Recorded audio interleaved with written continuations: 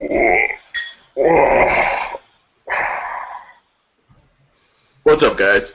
Welcome back to the show, Live 5-0, and I am here once again with Dawkins and Tox, and it's Thursday, which means that we're here, as always, every Thursday to talk about the different topics from around sports as well as random other topics if we consider them worthy of our conversation.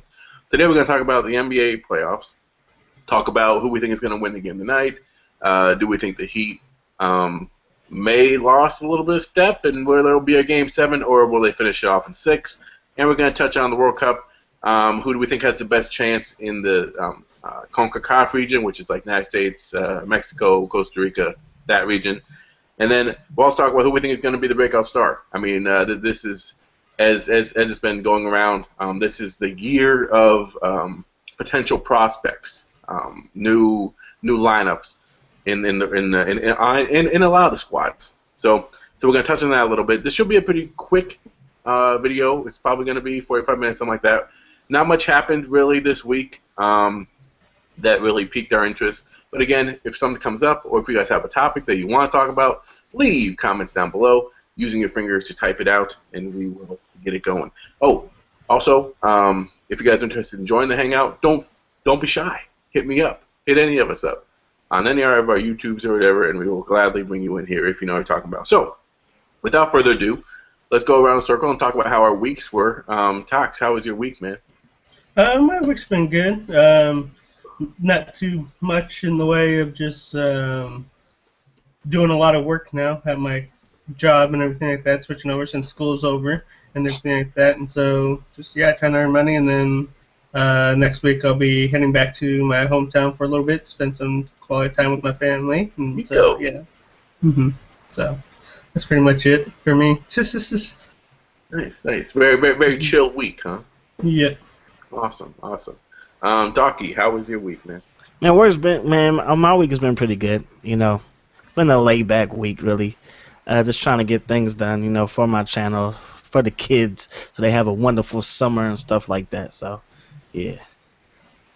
Awesome. Very cool.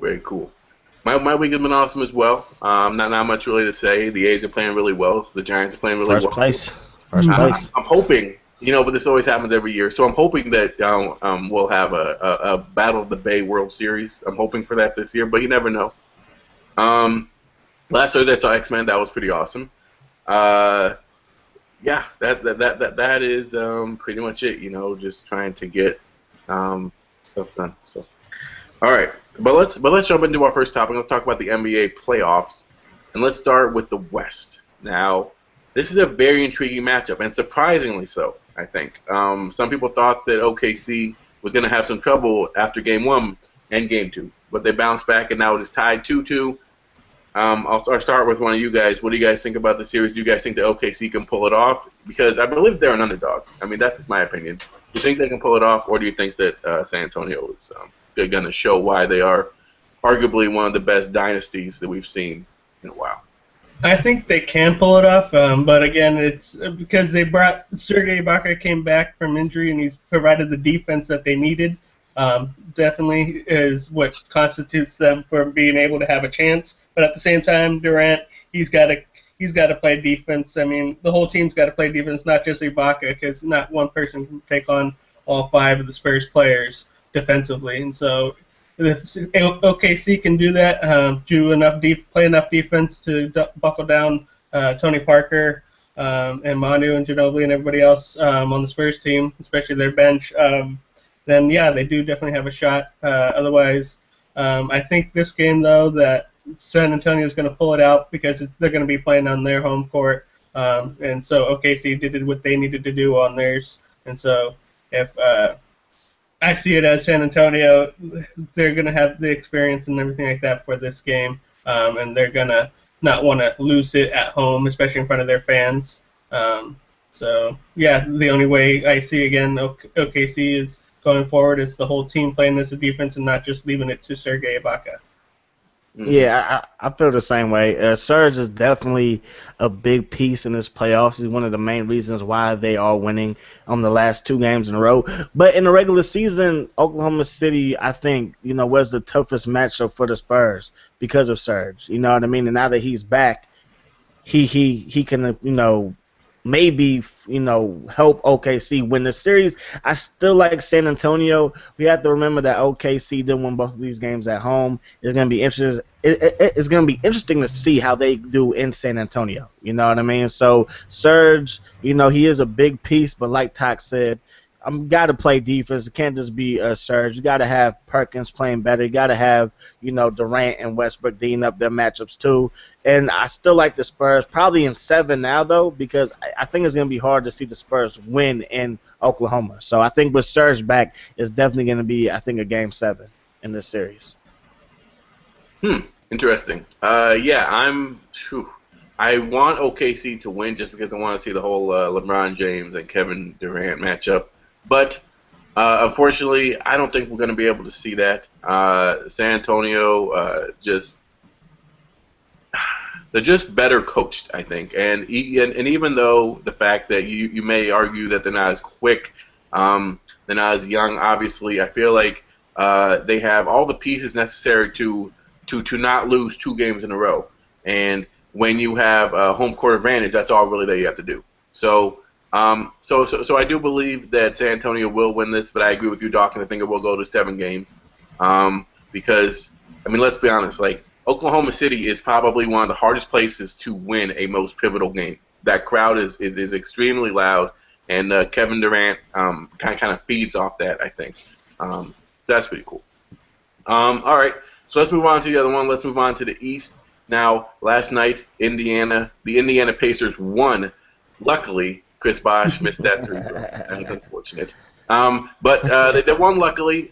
So what do you guys think about this? You guys think that because let's remember now that the Heat are kind of known now as a team that doesn't lose 2 in a row. So right.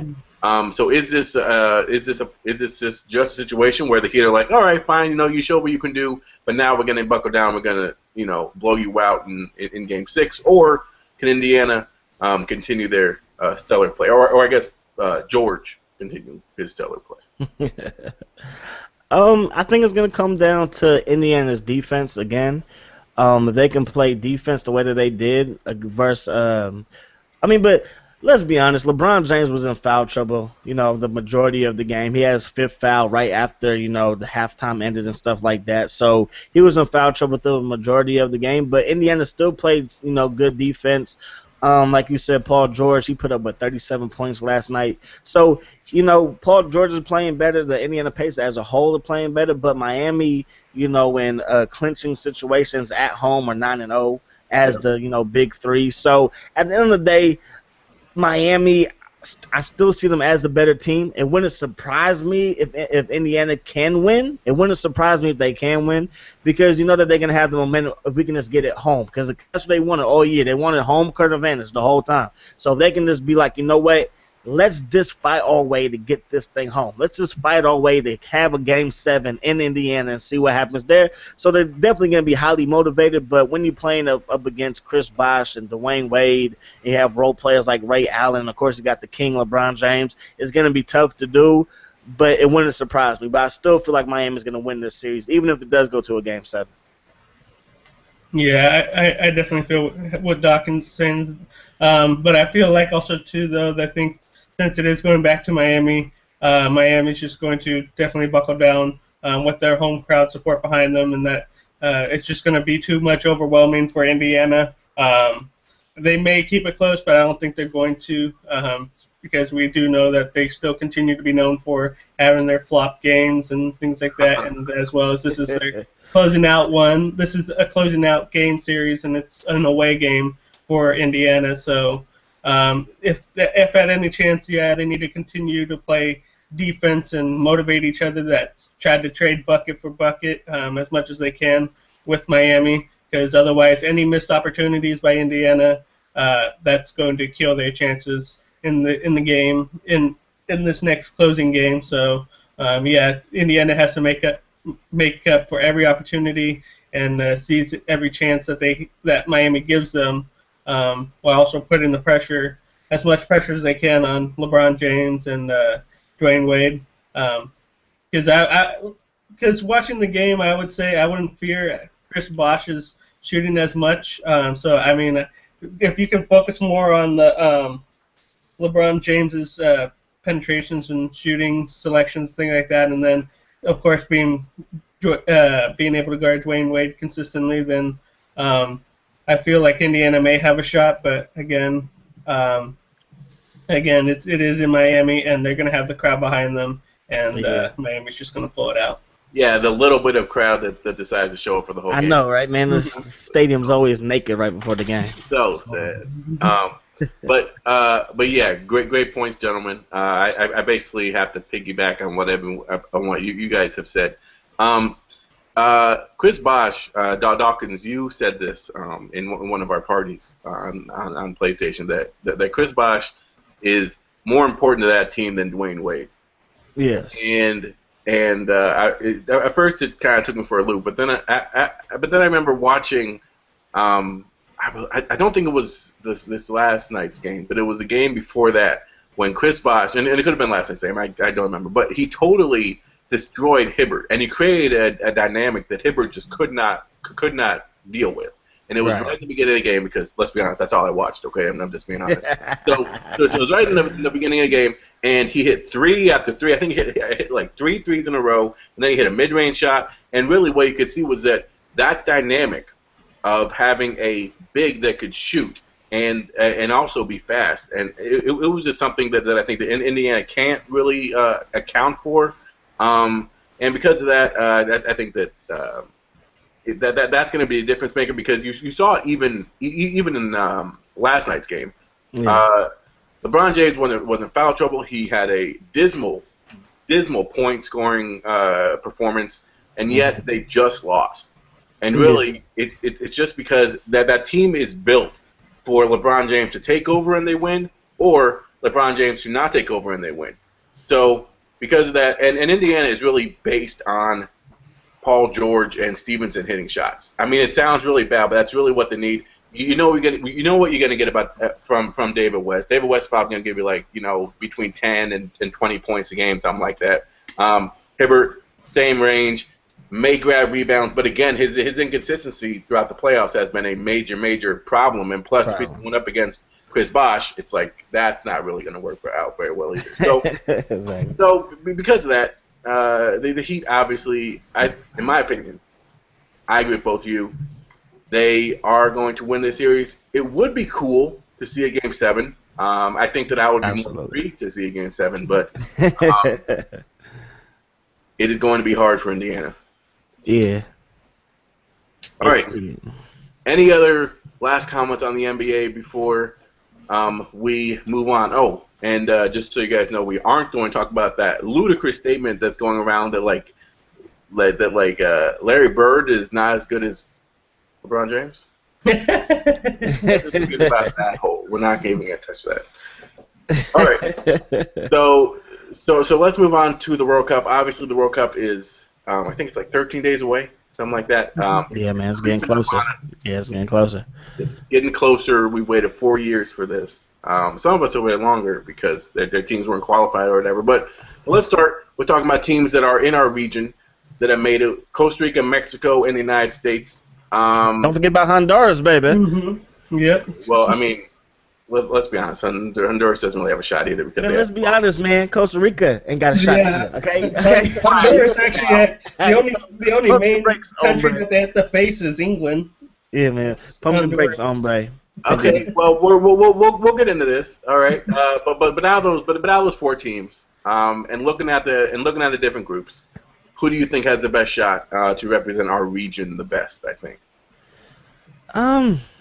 For me, I would still have to go with the United States or Mexico. I know Mexico's really not playing that well right now, but I just feel like Mexico still has a good shot, even though Donovan isn't playing for the United States. It might be a good move, ultimately. He isn't playing that well right now, even though I saw the Mexico game last night and they gave their star player, someone who's been on their team for a long time, a tribute I thought the United States could have did something like that for Donovan, but hey, that's for another day. But I still feel like, the United States, Tim Howard, he is an excellent goalie. Let's just be real. Howard is an excellent goalie. Sometimes the defense, have lapses and stuff like that where they don't play that well as a team, especially when the ball gets closer to the box.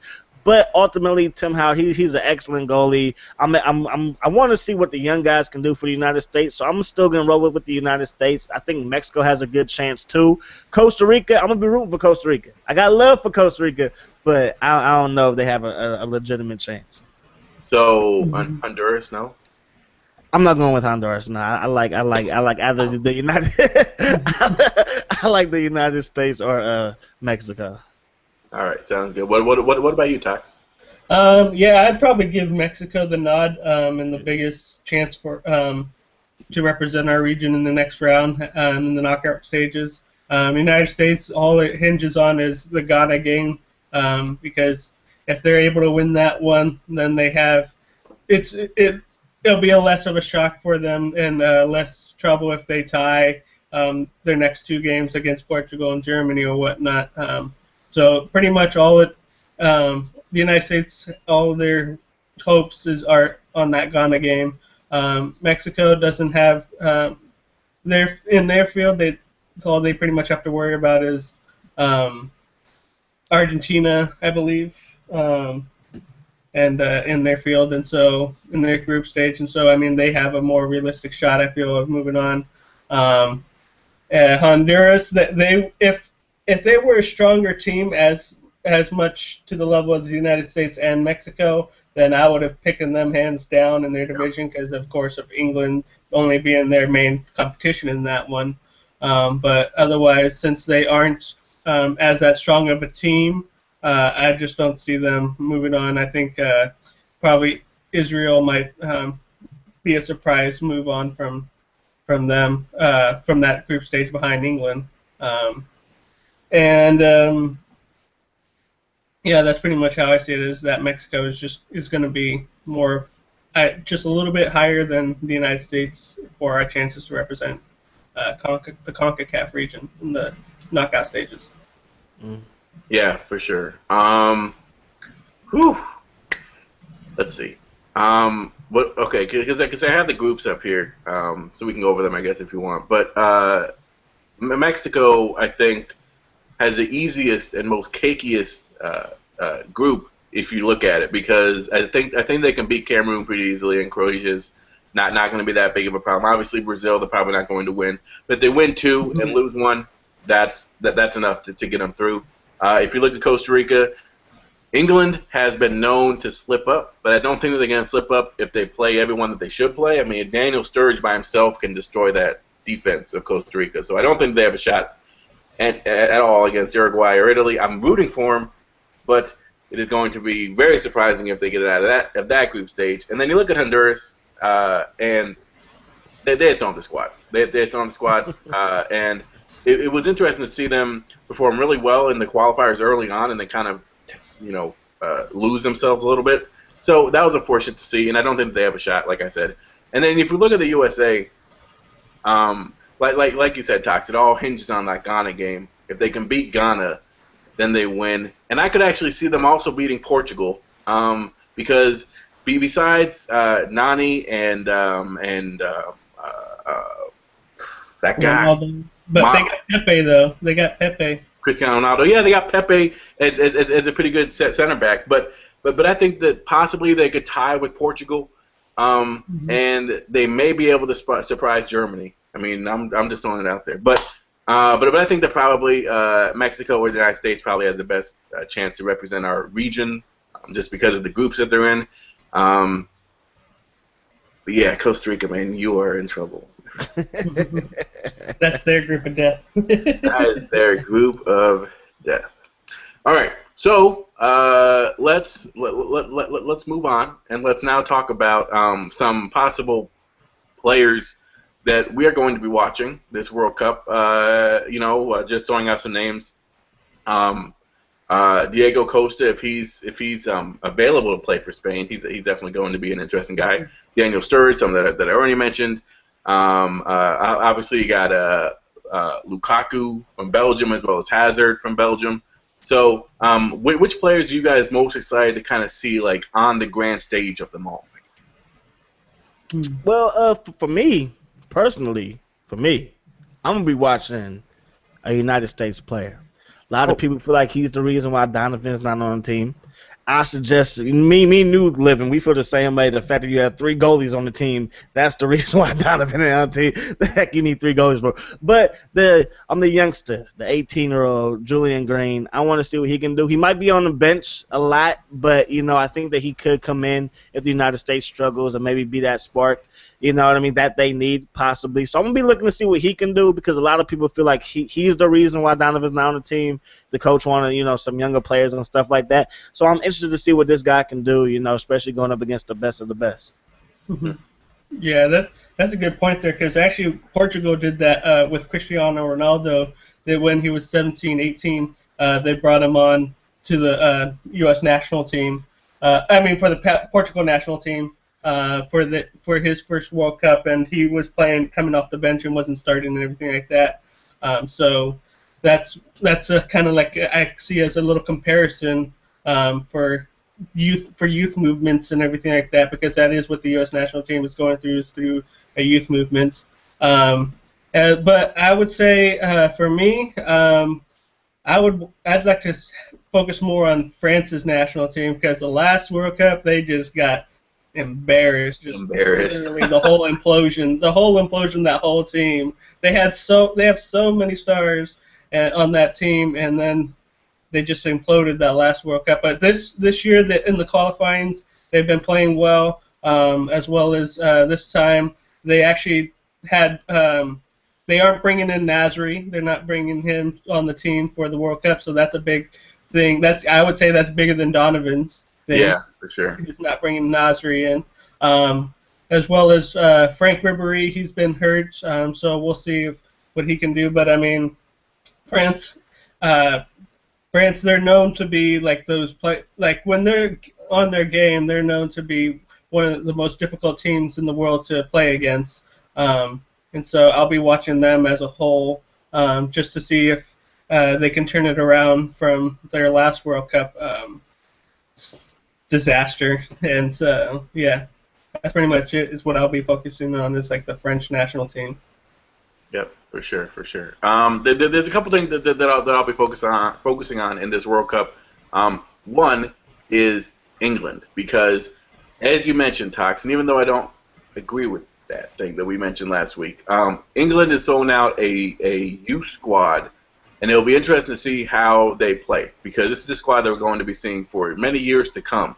And Sturridge has absolutely been killing it at Liverpool. So it's going to be interesting to see if he can continue that against more dominant defenders than the Barclays Premier League defenders. So that'll be kind of cool. And also, 2 teams that I feel like rely heavily on one player. It'll be interesting to see them. And I'm talking about the Ivory Coast, and I'm also talking about Netherlands, because if you look at Netherlands, for example, Van Persie is probably one of the best strikers in the world. And when you rely so heavily on somebody like that, you can either do really well, like Netherlands have done so far, but again, they're going to be going up against really good talent, or you can fall by the wayside as Sweden did. When they had the second best striker, who was Ibrahimovic. Exactly. So that'd be kind of cool to see. And also, I want to see Messi win it all, because I'm not gonna lie, it'll be cool to see him win. And also like that whole Messi versus Ronaldo thing. That'll be kind of awesome if they ever get to play against each other. Then add in the Brazil and Neymar aspect to that. So those 3 guys I'll be kind of watching, because those are the best players in the world right now. So that'll be good. In Argentina, they snubbed Tevez again. He's in good form, and they snubbed him for the World Cup. But overall, it will definitely be exciting to see the World Cup, and I cannot wait to release. So it'll be cool. But that's it. Do you guys have anything else you guys really want to talk about? This was like a 25-minute video. Yeah, man, it's like 30 minutes, man. No, man. We were very efficient today, I guess. Yeah. You're efficient. Yeah, I don't know. It doesn't matter to me. We can talk about anything or. You talk about whatever you want. Mm-hmm. Your show, living. Yeah, it's the first time we ain't got nothing to talk about, really. Yeah.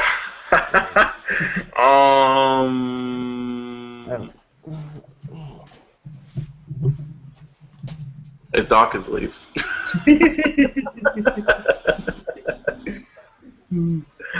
Yeah, I mean, I don't know. We could talk about. I mean, it is baseball season. It is baseball season. We could touch on baseball a little bit. Yeah. I guess. Yeah, we could talk about that a little bit. I mean, what should we talk about baseball? I guess. I guess we could say, I guess Josh Beckett's complete game. Almost. Oh yeah, the no hitter. Yeah. We could touch on that. First of his career. Yes. But it's interesting because his ERA is like in the 4s. Mm-hmm. And he's not an ace anymore for sure. No, not anymore. So. But like, does it degrade that no hitter? Like, okay, if you get a no hitter against like an elite hitting team, does it mean more if we get that than a no hitter against like a bad hitting team? I think so. I think it means more when you're facing against an elite hitting team, just because you know you were on your game that day and that you could pitch against anyone and win against anyone. Okay, if that's true. But in baseball, it's more just about stats and numbers than anything else. You know what I mean? Exactly. Like, yeah. Because like in football, you can kind of break it down. Even in basketball, you can see, you know, what Jordan did in the playoffs or what Jordan did versus the Pistons of the 90s or like the Celtics of the 80s and stuff like that. When it comes to baseball, it's all, okay, well, does he have, you know, 300 home runs or 400 home runs? It doesn't really matter who he hit those home runs on and stuff like that. So when it comes to, like, no-hitters, it's kind of like the same thing. It doesn't. I mean, to me and you, it might matter. Like, well, that team wasn't that good. They really don't have the bats. It's not that big of a deal. But in the grand scheme of things, when you're looking at a career, when you see that no hitter, it will, you know, I guess make his legacy a little bit better. You know what I mean? Mm-hmm. Yeah, for sure. I mean, I think that it wouldn't be that bad of a thing to actually have some kind of note on the record that says who they got their no hitter against. Yeah, absolutely. I think that would be kind of cool. You know, and just so that people can say, "Oh, wow, he got the no hitter against like the, you know, the freaking bad Pirates in 1990 or whatever." You know. Right, yeah. And that'd be pretty cool. But baseball is just one of those games where you can actually like look at the stats and kind of get an idea of what happened in the game. You know what I mean? Mm-hmm. Mm-hmm. Mm-hmm.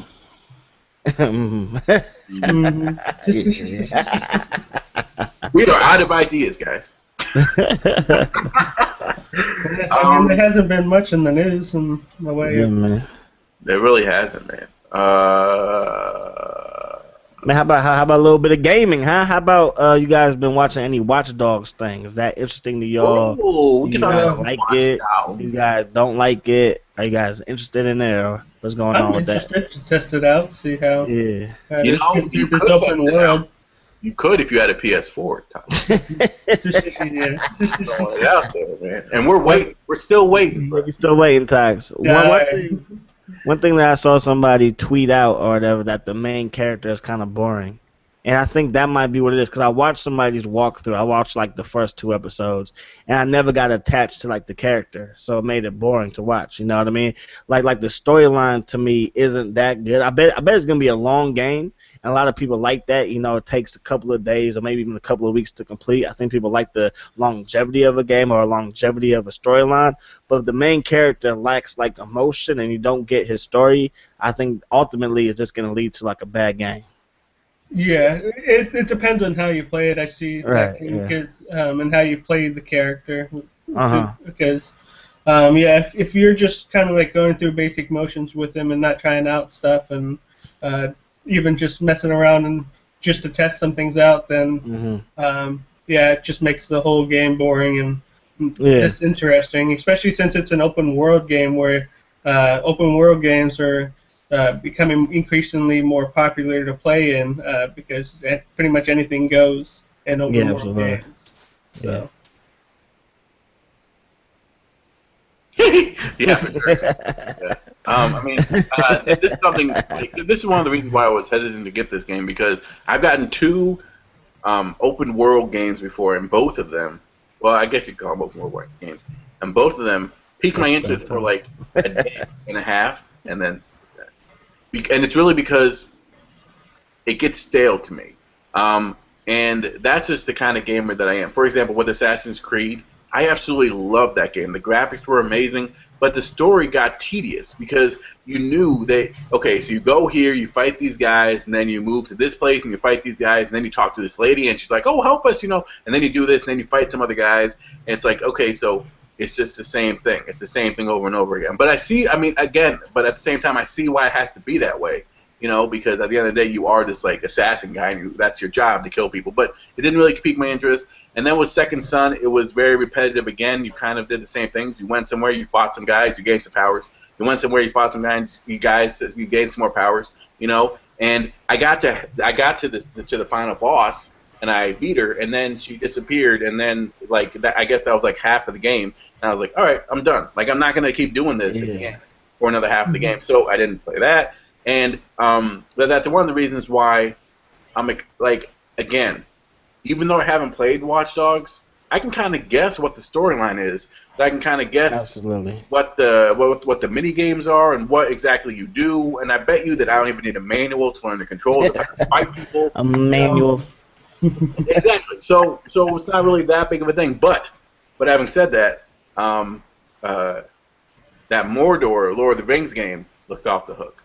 That looks awesome. You're a geek. That's all that is. You're a geek, bro. I am. I'm not gonna lie. No, man, but I think the two games that I can go back, if I was into those games or whatever, I can go back and play again, even though I know the whole story, probably Grand Theft Auto 4 and Halo 3.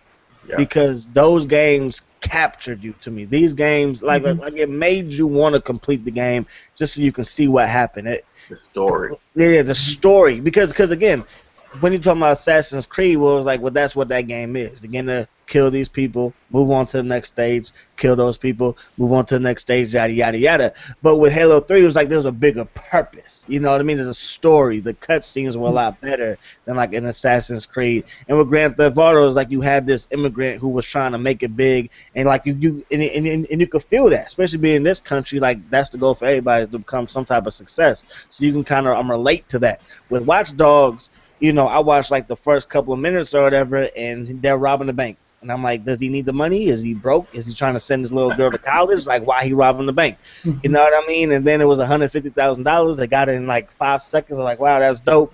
And then all of a sudden, these people are going after his kids. I'm like, are these people really mad over $150,000? Like, really? You getting killed somebody's family over that?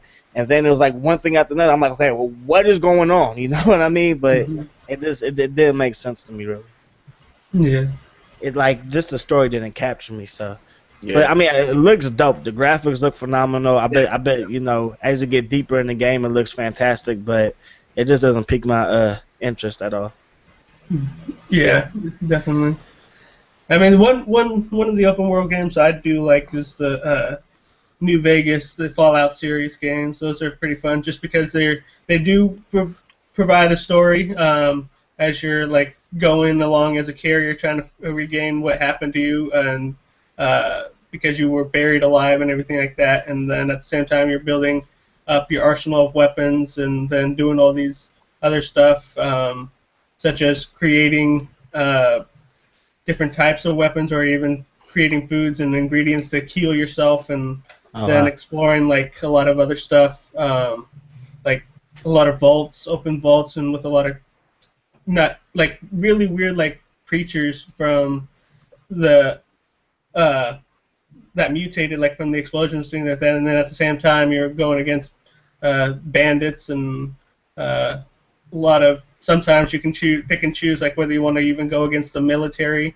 and things like that. So it's pretty cool. I mean, because it's in the after effects of nuclear explosions and things like that, and there's all these missions and things like that that you can do that actually are part of the story and things like that. So yeah, for sure. And again, I mean, looking at the games that are coming out soon, like I already said, the Mordor game, which I can't wait for, but the new Call of Duty game, Advanced Warfare, I was looking at that, and the shot kind of showed like clips of the campaign, and I was like, okay, so what's different between this campaign and the other campaign? Basically, the U.S. gets destroyed. I mean, how many times have they destroyed San Francisco? Like they always decide to destroy the Golden Gate Bridge, everything gets destroyed, and then like you're this rebel and you have to go up against this bad guy, and it's just like it's the same story over and over. Yeah, well, I mean, you know how it's in movies. In movies, they always destroy New York. So in video games, they got to destroy San Francisco. But yeah, I mean, it's like Call of Duty to me. The campaign is like the same. There's some crisis. You have to figure out the crisis. Same storyline. It's always one dude who's leading the crisis. Yeah. And like this time around, they have like some big armor suit type of thing. And like, I mean, I don't know. Call of Duty to me is always the same thing. It takes about 10 hours to complete the campaign. It's really just an online-based game. You play with your friends. Yeah, exactly. Like multiplayer online. You just play with your friends and have a good time. But besides that, the campaign really isn't that good. Yeah, sure. But they need a campaign in like sports games, though. Oh, dude, stop! I'm telling you, like if they had like a storyline, like a real storyline, kind of like in Fight Night Champion. Remember that game? How you actually played through like a movie through that character? That would be dope. Like if MLB The Show had that, like it's the 9th inning, yada yada yada, and the manager comes up to you like, "Yo, we need this big hit. We're counting on you," and you actually see them talking, and it's like a real voice talking to your character, and your character is like, "But but manager, I don't know if I can do it." Well, you got to pinch hit because this dude is hurt or something like that. Oh yeah, it gives you choices like that to increase your chances of having exactly. The manager gives you tips like, "Watch out for like the inside fastball," something like that. Whereas like it's more than just words on the screen and stuff like that. You know what will be cool also? And I guess we can talk about MLB 14 the show because me and Dawkins, one of us is still playing it, I guess. I ain't touched that thing in 2 weeks. No move. The road to the show is so awesome sometimes, but at the same time, it's not that different. And I know I'm going to piss a lot of people off. Bring on the hate, motherfuckers, because it's not that much different. Goodness. And I'm gonna be bold and say that, okay? Because yes, you have those cutscenes and you have those little bells and whistles, but at the end of the day, the fielding is pretty much the same. The hitting is pretty much the same. There's no really like other aspect to it. It's not like you have like a manager who you can talk to. It's not like this and that. Like yes, I mean it's cool to see when you win player of the game to see the guy like do an interview, but you don't hear the interview. You don't answer any questions in the interview. So it's like again, what are they really doing here? Nothing. So They got to make that better. Oh, and another cool thing, and maybe I'll figure out how to do this for my next video. Spoiler alert! But it would be kind of cool if they made it so that you could play a game in My Player with the first-person view. That would be awesome. Like you see what the video game, what the guy sees, and like you're talking about like being in their head, not like a third person view, but like a first. Yeah, get one of those virtual reality video game systems that they're actually creating. So like you said, Dawkins, like when the coach is talking to you, like the coach is actually talking to you. And the crowd, you can look around, the crowd's going crazy. You walk up to the plate, and dude, that would be amazing. Like I'm just getting wet thinking about that. Obviously, it'll never happen.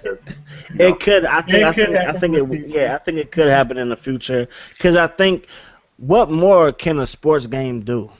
I think 2K with their story mode. Yeah, the story mode might have been corny and stuff like that, and the fake rivalry between you and Jackson. And the fake rivalry between you and Jackson Ellis, was kind of played out and stuff like that. But it was something. You know what I mean? Yeah, and Madden, MLB The Show, hockey, FIFA, whatever, needs to start going that route where you can like earn endorsements and stuff like that, where you can get a Gatorade commercial in Madden or in FIFA or MLB The Show. You can have your own commercial, have your own shoe deal. You know what I mean? Have like your own advertisements during the game and stuff like that. Maybe you get to season 2, and you know how most teams are there. They send a star player out and he talks to the crowd, saying thanks for being the best fans in the world, stuff like that. Like it needs to start getting there. It needs to start having some type of storyline, some type of cutscenes, because just playing the game and going for the motions is gonna get boring after a while. You know what I mean? For sure. Yeah. Well, Awesome conversation, guys. Absolutely, that's what we do. It is what we do. We're at 618, 619, 620. 420. So we're at 620 right now, and which means that I guess we can do a minute to preach it, and then we can end this, and we'll be back next Thursday, same time, 5:30 Central Time, 6:30 Eastern Time, 3:30 Pacific time. We'll be back then. But yeah, so let's end it with a minute to preach it, and who wants to go first? I'll go first. All right, Docky. Let me pull up my stuff here. No, put it away. No. We don't need to see that living. Small living. Oh, and I worked on my video or whatever. I did all teams. So like what did I do? All Niners versus the all Green Bay Packers. Wait, your commentary video? Yeah. Oh! Yeah, it should be out by like 6, hopefully by 6. Today? No. Yeah, today. Yeah, because it was a special throwback Thursday. So I have a little bit of stuff from like Thursday Night Football, a couple of ads in there. You know what I mean? Like, this game is brought to you by yada, yada, yada. You know, if you like yada, yada, yada, subscribe here. So yeah, and I can't say it was rushed, but it wasn't the best that I can do. But it was just something I wanted to put together to try it out. So yeah, I'm gonna see what people like. But yeah, let's get into this minute to preach. Sounds good, man. So yeah, a minute to preach it. Tell me whenever you're ready. Ready, dog. All right, go. Yesterday, at the age of 85, Malcolm Glazer passed away. He's been dealing with health issues for a while now. Not only is he the owner of the Tampa Bay Buccaneers, but he's also the owner, or was the owner, of Manchester United. So this dude, he clearly knows how to put sports teams together. Man U is one of the best soccer teams ever to do it. Malcolm Glazer turned around the Yucks, who sucked for years and years and years, turned them around into a Super Bowl contender. His first draft pick ever was Warren Sapp and then Derek Brooks. He hired Tony Dungy, one of first black coaches to be a head coach in the NFL, class act. So Malcolm Glazer, you will be missed. You did a phenomenal job over there overseas with Man U, and of course in Florida with the Tampa Bay Buccaneers, turning a franchise that nobody cared about to a household franchise. They had some rough patches, but I know they're going to get back there. So R.I.P. Malcolm Glazer. Awesome. Good job, man. Yeah, man, that's what I do. What he does. Cox, can I go next, man? Okay. All right. Like, I don't care. Fool. Is that what you want to do, fool? Then go ahead. Go ahead, fool. Go, fool. All right, Omri. All right. No. Don't cry. It's okay. Okay. So today I'm going to be talking about something that Dawkins mentioned, which was last night the Mexican team honored a legendary player that in the right way. Obviously, you knew that he wasn't going to make it to the World Cup, but they did it in a spectacular way, so that he went out on his own terms. And even though going forward, I can see now why Klinsmann did what he did with Donovan. Leaving him off the team, letting him go in a good way for the fans that have supported him throughout the years, for the organizations, for every single person who watches this game, for every single person that fell in love with this game because of him. It would have been cool to see him get a ceremony like that. When you look back at idols and people's jerseys getting retired, jerseys don't get retired really in soccer. The only thing that you can do is to have a honorary celebration, and he will never ever get that for the United States. So it's unfortunate, but it was cool to see, and congratulations to Mexico for getting it done right. Very well done. All right, Tox, you ready? Yep. All right. All right. I guess since we're going on retribution or distinctions, and as well as the passing of icons, one of them this week that passed was Maya Angelou, one of the most esteemed authors as well as poets that we have known.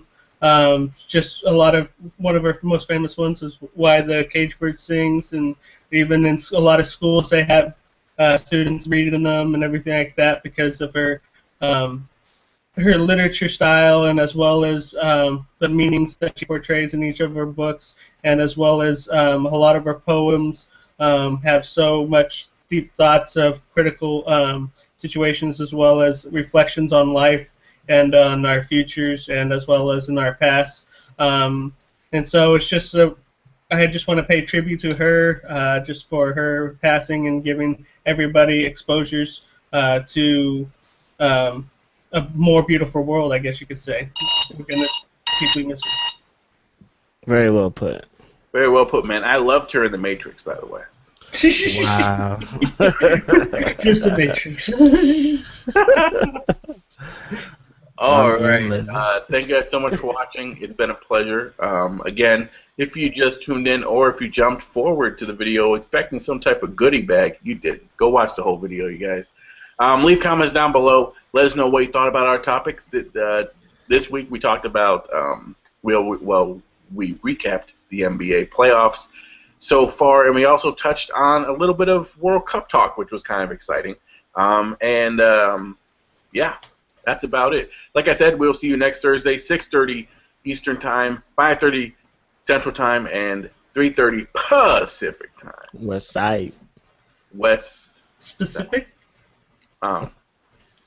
Rest in peace, Miss Angelou, and yeah, that's it. You guys have any last words? Don't drop the soap. Take it easy, hombres. Don't drop the soap. Oh man.